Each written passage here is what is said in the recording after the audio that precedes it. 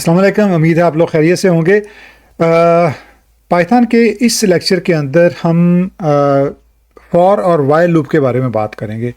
Python के अंदर दो ही मेन लूप टाइप्स हैं और लूप होता है जो कि किसी भी कोड के ऊपर या किसी भी लिस्ट के ऊपर, रेंज के सीक्वेंस के ऊपर आइट्रेशन करनी हो, बार बार किसी कोड को रन करना हो, वो लूप कहलाता है। और इसमें दो, जैसा कि मैंने कहा कि फॉर लूप है और वाइल लूप है। वाइल लूप जो है वो कंडीशन बेस्ड है, यानी कोई कंडीशन ट्रू होती है तो उसके साथ जो कोड सेक्शन होता है वो रन करता है उस कंडीशन की बेस पे, और जैसे ही वो कंडीशन फॉल्स हो जाती है तो वो वहाँ से एग्जिट करता है। फॉर लूप जो है वो किसी सीक्वेंस के ऊपर, किसी लिस्ट के ऊपर, किसी नंबर्स की रेंज के ऊपर रन होता है, और जब तक वो लिस्ट एग्जॉस्ट नहीं होती या कंप्लीट नहीं होती या वो रेंज कंप्लीट नहीं होती, वो रन करता रहता है। तो ये दोनों लूप टाइप्स हैं जो बहुत इंपॉर्टेंट हैं, क्योंकि हर प्रोग्राम के अंदर तकरीबन इनकी ज़रूरत पड़ती है। ये कुछ ऐसे फीचर्स हैं पाइथन के जो कि समझना बहुत ही ज़रूरी है। तो कोशिश कीजिएगा इसको अच्छी तरह से समझें और उसके बाद इसकी प्रैक्टिस भी कीजिएगा। चलते हैं आज के लेक्चर की तरफ। पाइथन के अंदर दो किस्म के लूप्स यूज़ होते हैं, वाइल लूप और फॉर लूप। इस वक्त हम वाइल लूप कर रहे हैं। वाइल लूप जो है वो कंडीशन बेस पे रन होता है, यानी वाइल के बाद अगर आप कंडीशन लगा देंगे और उसके बाद आप कॉलन साइन लगा देंगे तो उसके बाद जो भी पैक होगा कोड का, चाहे एक लाइन हो या मल्टीपल लाइन हो, या जैसे मैं यहाँ पे अगर इसको मल्टी लाइन कर दूँ तो ये दो लाइनें भी, तीन लाइनें या जितने भी लाइंस हों, एज लॉन्ग एज वो लाइंस जो हैं वो सेम लेवल पे आइडेंटिटेशन पे हों, वो सारी लाइंस एग्जीक्यूट होंगी। अच्छा, अब अगर इसको थोड़ा सा एग्जांपल के तौर पे करने की कोशिश करें तो इसमें मल्टीपल केसेस हो सकते हैं। मिसाल के तौर पे अगर हम वाइल 1 इज़ लेस देन 5 करें और इस पे यहाँ पे प्रिंट कर दें, फॉर एग्जांपल हम कहें कि हेलो, अब ये अनलिमिटेड लूप हो जाएगा। उसकी वजह ये है कि एक तो हमेशा 5 से नीचे ही होगा, तो ये लूप जो है ये अनलिमिटेड रन करना शुरू कर देगा। मैं अगर इसको रन करता हूँ तो आप देखेंगे कि इसने अनलिमिटेड टाइम ये हेलो लिखना शुरू कर दिया और ये बढ़ता ही जा रहा है नंबर, ये इंक्रीज़ नहीं हो रहा। ठीक है, ये अगर आप देखें स्क्रॉल मैं कर रहा हूँ तो ये एग्जीक्यूट किए जा रहा है, ये अनलिमिटेड हो जाएगा, यानी ये आपकी मशीन की मेमोरी को और सीपीयू को बहुत ज़्यादा यूज़ कर लेगा। अच्छा, अब इसका हल क्या है? इसका हल ये है कि अगर आपने वाइल कंडीशन लगाई है और उसके नीचे कोई चीज़ एग्जीक्यूट हो रही है, कोई कोड एग्जीक्यूट हो रहा है, तो उस कंडीशन को पूरा करने के लिए आपने उसका इंतज़ाम भी करना है कि वो कितनी दफ़ा ये रन हो, ये जो नीचे वाला कोड कितनी दफ़ा रन हो। मैं इसको थोड़ा सा एग्जांपल से समझाता हूँ। मिसाल के तौर पे आप एक variable x is equal to 1 शुरू कर दें, और इसको कहते हैं इनिशलाइजेशन, यानी हमने एक वेरिएबल इनिशलाइज कर दिया x, और हम ये कहते हैं कि while x is less than 5 hello print कर दो। अच्छा, अब बात तो ये भी वही होगी। अब ये फिर यहाँ पे जब x 1 होगा तो ये अनलिमिटेड होगा, यानी ये अनलिमिटेड टाइम पे रन होगा। मैं अगर इसको रन करता हूँ तो ये फिर वही उसी तरीके से ये अनलिमिटेड लूप जो है शुरू हो जाएगा। अच्छा, अब इसका हल क्या है? इसका हल ये है कि जब आप x को इंक्रीमेंट करेंगे, यानी कि x की वैल्यू बढ़ाते जाएंगे और 5 तक पहुंच जाएगी, तो तब ये रन होना बंद हो जाएगा। वो किस तरह से? हम अगर ये कहते हैं कि हम इसको जो है इंक्रीमेंटल वैल्यू इसमें करते हैं या इंक्रीमेंट करते हैं, इसको काउंटर जो है इसको ऐड कर देते हैं, इसके अंदर 1 कर देते हैं ऐड। और वो किस तरह से करते हैं कि x is equal to x plus 1, यानी x की वैल्यू जो भी है, पहले जो आइट्रेशन होगी या पहला जो लूप होगा उसके अंदर x की वैल्यू 1 होगी। हम ये कहते हैं कि x की जो भी वैल्यू है उसके साथ एक और ऐड कर दो और उसको x को असाइन कर दो, यानी इस कोड के बाद, इस लाइन के बाद x की वैल्यू 2 हो जाएगी। और जब ये 2 हो जाएगी तो लूप जो है फिर x इज़ इक्वल टू 2 के ऊपर एग्जीक्यूट करेगा। फिर जब वो यहाँ पे आएगा तो x 2 प्लस 1 3 हो जाएगा, और लूप जो है वो यहाँ पे कंडीशन चेक करेगा, 3 बन जाएगा x, तो वो 3 के ऊपर एग्जीक्यूट करेगा। इसी तरह 3 प्लस 1 4 हो जाएगा। जब 4 होगा तो x जो है वो 4 हो जाएगा, और 4 इज़ लेस देन 5 वो फिर प्रिंट कर देगा हेलो को। इसके बाद जब यहाँ पे आएगा x جو ہے وہ 4 ہے، +1 5 ہو گیا، x کی ویلیو 5 ہوگی. جب 5 یہاں پہ آئے گا تو 5 از لیس دین 5، نو، یہ فالس ہو جائے گا. جب یہ فالس ہوگا تو یہ والا کوڈ پھر ایگزیکیوٹ نہیں کرے گا. اب ہم اس کو رن کر کے دیکھتے ہیں. آپ دیکھیں گے کہ اس نے 4 دفعہ اس کو پرنٹ کر دیا. جیسا کہ میں نے کہا تھا کہ چونکہ وہ x پہلی دفعہ جو ہے وہ ویلیو 1 کے ساتھ ایگزیکیوٹ ہوا، پھر اس کے بعد اس کی ویلیو میں ایک ایڈ ہو گیا تو x2 ہو گیا، تو یہ 2 کے لیے ایگزیکیوٹ ہوا. اس کے بعد پھر جو ایک اور ایڈ ہو گیا تو x کی ویلیو 3 ہوگی، 3 کے لیے ایگزیکیوٹ ہوا. اس کے بعد پھر ایک ایڈ ہوا تو x کی ویلیو 4 ہوگی، 4 کے لیے ایگزیکیوٹ ہوا.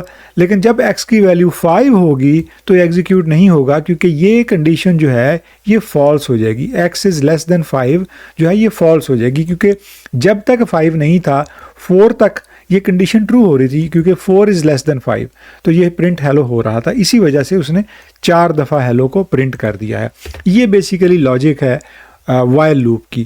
اب اس کو اب آپ اس کے اندر بہت ساری ویریشنز کر سکتے ہیں. مثال کے طور پہ نیسٹڈ وائل لوپ ہوتا ہے، اور نیسٹڈ وائل لوپ کیا ہے کہ یہیں پہ اسی جگہ پہ آپ اس کے اندر ایک اور وائل لوپ چلا سکتے ہیں.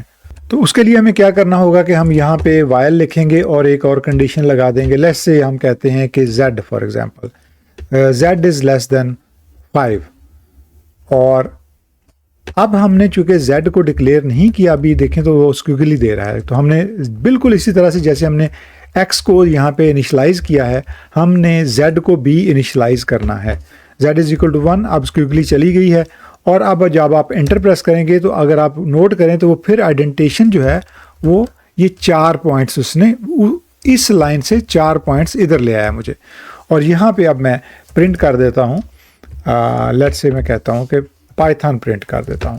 اور ایک اور کام ہم کرتے ہیں کہ اس کے اندر چونکہ اب ہم نے نیسٹڈ لوپ کر دیا ہے تو اب ہم اس کو اس میں تھوڑا سا ایک اور کام کر سکتے ہیں کہ ہم اس کی ویلیو جو ہے وہ ڈسپلے کروا سکتے ہیں. x کی ویلیو یہاں ڈسپلے کرواتے ہیں اور یہاں پہ کالن دے دیتے ہیں. اسی طرح جو پائتھن ہے جو ہم پرنٹ کر رہے ہیں تو یہاں پہ ہم اس کی ویلیو جو ہے وہ z کی یہاں پرنٹ کرتے ہیں تاکہ ہمیں پتہ چل جائے کہ کون سا لوپ کتنی بار چلا ہے. تو اب ہم اگر اس کو ایک انکریمنٹ کرنے کے لیے ایک لائن پرووائڈ کر دیں، بالکل اس طرح سے جیسے ہم نے یہاں پہ انکریمنٹ کیا ہے x کو، کیونکہ اگر ہم انکریمنٹ نہیں کریں گے تو کیا ہوگا کہ یہ z کی ویلیو 1 ہے اور 1 از آلویز لیس دین 5، یہ ہمیشہ ٹرو ہوگا اور یہ رن ہوتا ہی رہے گا. اس لیے ہمیں اس کو اینڈ کرنے کے لیے انکریمنٹ کرنا ہے تاکہ یہ 5 تک پہنچ جائے، اور جیسے ہی وہ 5 تک پہنچے گا تو وہ کنڈیشن یہ والی فالس ہو جائے گی، 5 از لیس دین 5 یہ فالس ہو جائے گی اور یہ پھر لوپ سے باہر آ جائے گا. تو ہم یہاں z+1 کرتے ہیں. اب اگر ہم اس کو ایگزیکیوٹ کرتے ہیں تو ہم دیکھتے ہیں کہ کیا رزلٹ آتا ہے. اچھا، اب اس نے ایرر دے دیا ہے اور اس کی وجہ کیا ہے، can only concatenate string not integer to. اچھا، کیونکہ اب یہ چونکہ ہم انٹیجر کو اسٹرنگ کے ساتھ کنکیٹینیٹ کر رہے ہیں تو یا تو ہم اس کو اسٹرنگ میں کنورٹ کریں یا اس کا دوسرا طریقہ ہے، یعنی یا تو ہم یہاں پہ یہ کریں گے کہ str اس میں کنورٹ کر دو، اور وہ یہاں پہ x کے لیے بھی کرنا پڑے گا اور یہ اب ایرر نہیں دے گا. اور اس کے علاوہ 2 طریقے اور ہیں وہ میں آپ کو دکھا دیتا ہوں.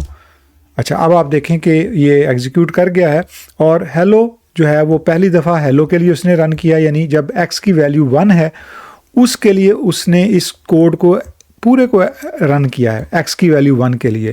اس کا مطلب ہے کہ جب x کی ویلیو 1 ہے تو وہ جب اس کو رن کرے گا تو اس کو پورے کو رن کرے گا. اور اگر آپ دیکھیں تو x کی ویلیو جب 1 ہے تو وہ ہیلو اس کے لیے 1، اور اس کے بعد جو اگلا سیکشن ہے پائتھن والا اس نے 4 دفعہ ایگزیکیوٹ کیا ہے، کیونکہ یہ جو اندر والا لوپ ہے یہ ہر اس ایک آئٹریشن کے لیے x کی ہر آئٹریشن کے لیے یہ کمپلیٹلی رن کرے گا، ایگزاسٹ ہوگا.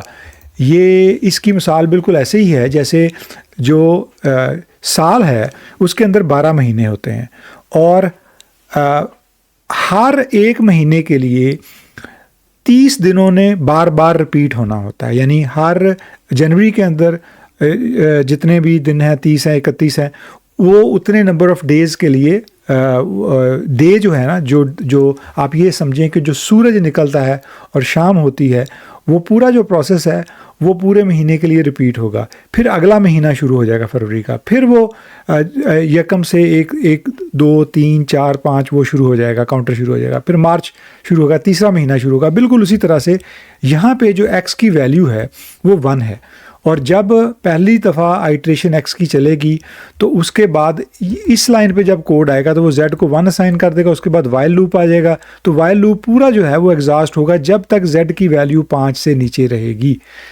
یعنی وہ پوری جو کنڈیشن ہے ٹرو ہوتی رہے گی, یہ رن ہوتا رہے گا. پھر جب اس کے بعد دوبارہ اس لوپ پہ آ جائے گا اور ایکس کی ویلیو چونکہ 2 ہو چکی ہوگی تو پھر اس کے لیے دوبارہ اس پورے کو رن کرے گا. تو اس طرح سے یہ جو نیسٹڈ لوپ ہے وہ اس طرح سے ایگزیکیوٹ ہوتا ہے.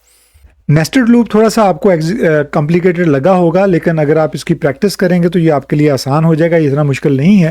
اگر آپ ویسے وائل لوپ جو ہے وہ اتنا مشکل نہیں ہے, میں نے چونکہ اس کو نیسٹڈ کر دیا ہے تو شاید آپ کو تھوڑا سا کمپلیکیٹڈ لگے, لیکن یہ اتنا کمپلیکیٹڈ نہیں ہے, کیونکہ بعض اوقات آپ کو نیسٹڈ لوپس یوز کرنے پڑتے ہیں. تو آپ کو پتہ ہونا چاہیے کہ آپ نے نیسٹڈ لوپ کس طرح سے یوز کرنا ہے. ادروائز اگر آپ اس کوڈ کو ختم کر دیں تو آپ کا جو لوپ ہے وہ سمپل لوپ ہے. یعنی اگر آپ دیکھیں تو وہ پھر ہیلو جو ہے اس کو نے 4 دفعہ پرنٹ کروا دیا جس طرح سے ہم ریکوائر کر رہے تھے.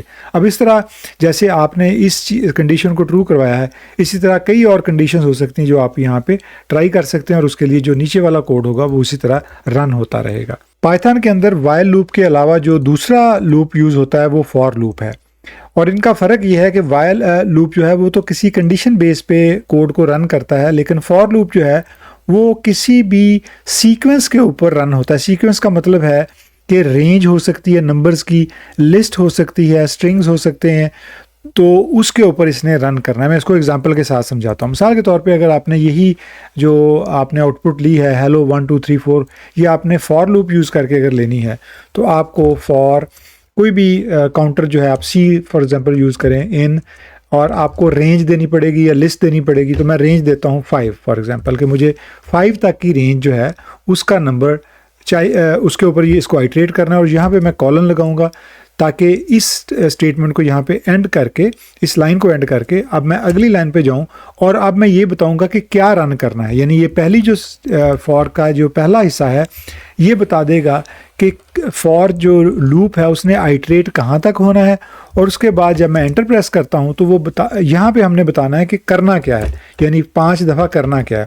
تو میں یہاں پہ لکھتا ہوں فار ایگزامپل ہیلو, اور اب میں نے اس کے بعد نمبر ڈسپلے کروانا ہے جو کہ یہ نمبر ہے سی جو ڈسپلے کروانا ہے. تو سی ڈسپلے کروانے کے لیے جو پہلے طریقہ تھا اگر آپ نے دیکھا ہو تو میں نے اس کو ایکس جو چونکہ انٹیجر تھا اس کو میں نے کنکیٹینیٹ کرنے سے پہلے اسٹرنگ کنورژن کی تھی. لیکن اس کا ایک دوسرا طریقہ ہے کہ اگر آپ اس کے اندر فار ایگزامپل سی کو ڈسپلے کروانا چاہیں جو کہ ایک ویریبل ہے اور جس کے اندر ایک انٹیجر ویلیو ہوگی, تو اس کا طریقہ یہ ہے کہ آپ اس سے پہلے ڈبل کوٹ سے پہلے ایف لگا دیں, اور اس کے اندر جہاں بھی آپ نے سی کو یا کوئی بھی ایسا ویریبل ڈسپلے کروانا ہو جس کے اندر integer value who for example, یا کوئی اور ویلیو ہو جو اس کے اندر آپ نے ڈسپلے کروانی ہے, تو آپ یہاں پہ کرلی بریسز کے درمیان میں اس کو سی دے دیں گے. اگر آپ اس کو رن کریں گے تو آپ کا جو رزلٹ ہے وہ بالکل سیم آ جائے گا جو آپ کو چاہیے تھا. یعنی جیسا کا رزلٹ آپ کو وائل لوپ سے ملا تھا وہی رزلٹ آپ کو فار لوپ سے مل گیا. تو اس طریقے سے آپ جو فار لوپ ہے اس کو مختلف سیکوینسز, رینج, لسٹ اور اسٹرنگس کے اوپر ان کو ایگزیکیوٹ کر سکتے ہیں. اب یہاں پہ ایک اور چیز ہے, اگر آپ رینج 5 تک کرنے کی بجائے آپ فار ایگزامپل یہ چاہتے ہیں کہ میں 10 سے ڈسپلے کروانا چاہتا ہوں نمبرز فار ایگزامپل 100 تک, تو میں جو رینج دینا چاہ رہا ہوں وہ 10 سے سٹارٹ ہوگی اور 100 تک جائے گی. اور اب اگر میں اس کو رن کرتا ہوں تو یہ سٹارٹ ہی 10 سے کرے گا, اور اگر آپ یہ دیکھیں تو یہ 10 سے سٹارٹ کر رہا ہے اور اس کے بعد یہ 100 تک جا رہا ہے. اچھا, اب اگر دوسری چیز ہے اس کو میں سٹیپ دینا چاہوں, یعنی ایک اور آرگومنٹ ہے کہ اس کو میں سٹیپ دینا چاہوں کہ وہ کتنے سٹیپ کے بعد اگلا number they God. For example میں یہاں کہتا ہوں کہ یہ 10 کے بعد, یعنی 10 سٹیپ دیتا ہوں کہ ہر 10 کے بعد یہ اگلا نمبر ڈسپلے کرے گا, یعنی 10 20 30 40 اس طرح, بجائے اس کے کہ وہ 10 سے لے کے یعنی 100 تک پورے نمبر دے. تو اگر میں, کیونکہ اس کیس میں اس وقت وہ 10 11 12 سب کچھ دے رہا ہے, تو میں کہہ رہا ہوں کہ اب سٹیپ 10 کر دو, سٹیپ مطلب کہ 10 سکپ کر دو یہاں پہ. اگر اس کو میں ایگزیکیوٹ کرتا ہوں تو آپ دیکھیں گے کہ یہ اس نے 10 20 30 40 یعنی 10 کا گیپ دینا شروع کر دیا، 10 نمبرز کو سکپ کرنا شروع کر دیا، اور اس طرح سے آپ یہ رینج کو اس طرح سے آپ یوز کر سکتے ہیں۔ اب ایک اور چیز ہم جو یہاں پہ کر سکتے ہیں، فار ایگزامپل ہم کہتے ہیں کہ رینج جو ہے وہ ہماری 1 to 10 ہوگی سپوز، اور اب یہاں پہ ایک اور چیز ہوتی ہے کہ وہ جو اس کی ایگزیکیوشن کو ڈائیورٹ کرنے کے لیے یوز کی جا سکتی ہے، اس میں دو چیزیں ہیں، ایک تو ہے کنٹینیو اور دوسرا ہے بریک۔ جیسے اس کیس میں ہم پرنٹ کروا رہے ہیں ہر آئٹریشن کے اوپر، اگر ہم کسی آئٹریشن کو سکپ کرنا چاہیں، مثال کے طور پہ ہم چاہیں کہ if c is equal to for example 5، تو کیا کرنا ہے کہ آپ نے یہاں پہ آپ کو ختم کرنے کے لیے، اس کنڈیشن کو ختم کرنے کے لیے کولن لگانا ہے، اور اس کے بعد آپ یہاں پہ کہیں گے کہ کنٹینیو، اور اس کے بعد ایلس کنڈیشن لگانی ہے، یعنی اگر آپ فار ایگزامپل ڈسپلے کروانا ہی چاہتے ہیں پرنٹ کو، تو آپ نے پھر یہاں پہ ایلس کنڈیشن دینی ہے، اور یہ جو پرنٹ ہے یہ آپ نے یہاں پہ لے آنا ہے۔ آپ اسی پرنٹ کو کٹ اینڈ پیسٹ کر سکتے ہیں۔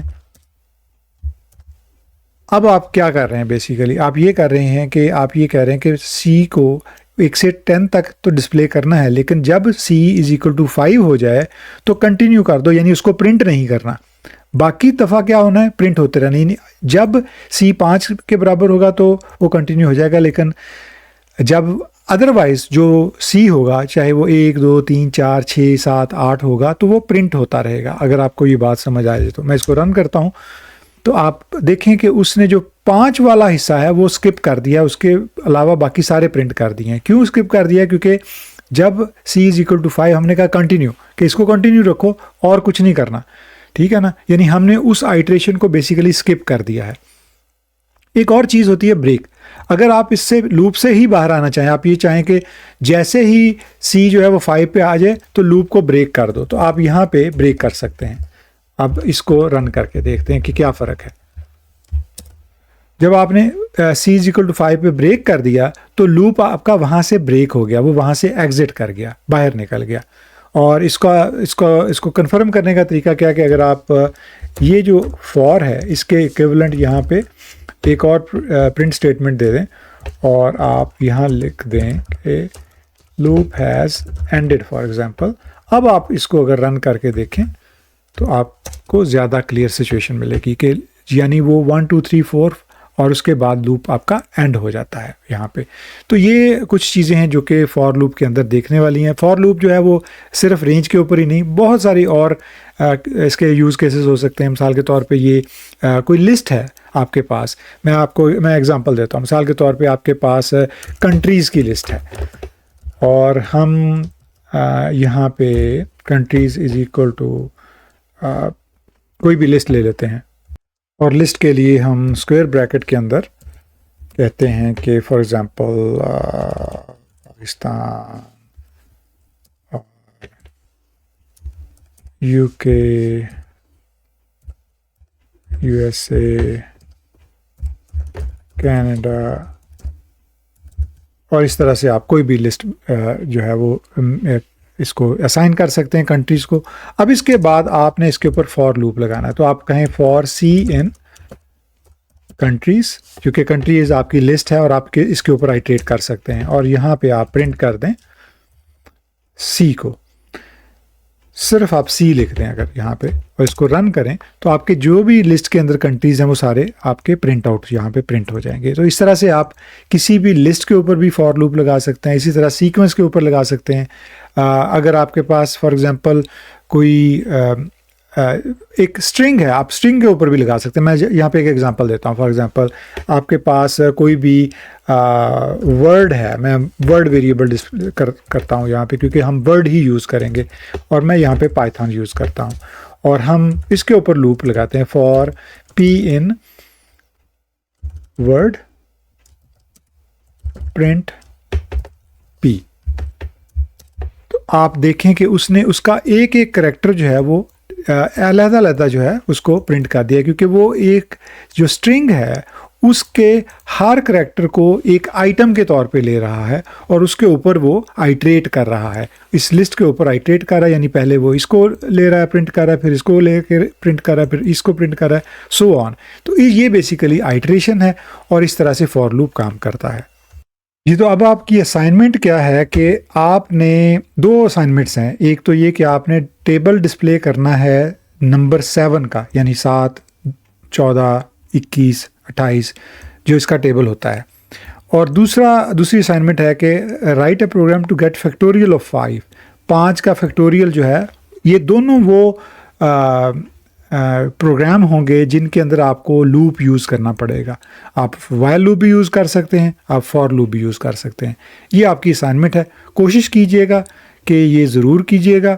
اگر اسائنمنٹ کریں گے تو آپ کی تھوڑی سی بہتر پریکٹس ہو جائے گی، تھوڑا سا برین آپ کا ایکسرسائز کر لے گا. اور اس کے علاوہ اگر ہو سکے تو ان فار لوپ اور وائل لوپ کی پریکٹس ضرور کر لیجئے گا. یہ تو آپ نے پائتھن کے اندر لوپ کے کانسیپٹ کو جانا کہ وائل اور فار لوپ کس طرح سے کام کرتے ہیں، کیا ڈفرینس ہے.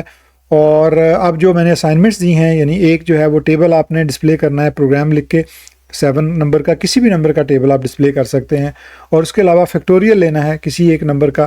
یہ دونوں بہت ہی امپورٹنٹ پروگرام ہے. بعض اوقات یہ جب آپ جاب انٹرویوز میں جاتے ہیں تو آپ کو یہ پروگرام لکھنے کا کہا جاتا ہے. مجھے یاد ہے کہ جب ہم لوگ جایا کرتے تھے انٹرویوز کے لیے تو بعض اوقات اس طرح کے ہمیں چھوٹے سے چھوٹے پروگرام جو ہیں وہ کمپیوٹر دے دیا جاتا تھا کہ آپ یہ پروگرام لکھ کے دکھائیں.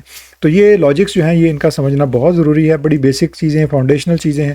کوشش کیجیے گا، اسائنمنٹ ضرور کیجیے گا، کیونکہ اب جب کہ آپ کی تھوڑی سی انڈرسٹینڈنگ بلڈ ہونا شروع ہو گئی ہے تو میں کوشش کر رہا ہوں کہ آپ کو چھوٹی چھوٹی اسائنمنٹس دوں تاکہ آپ تھوڑا سا ہینڈز آن ہو جائیں اور آپ کمفرٹیبل ہو جائیں ان چیزوں کے اوپر. اور کوشش کریں کہ اس لیکچر کے علاوہ بھی اگر ان ٹاپکس کے اوپر کوئی ریسرچ کر سکیں تو ضرور کریں تاکہ آپ کا نالج جو ہے وہ تھوڑا سا سالڈ ہو. ملتے ہیں اگلے لیکچر کے ساتھ. بہت شکریہ.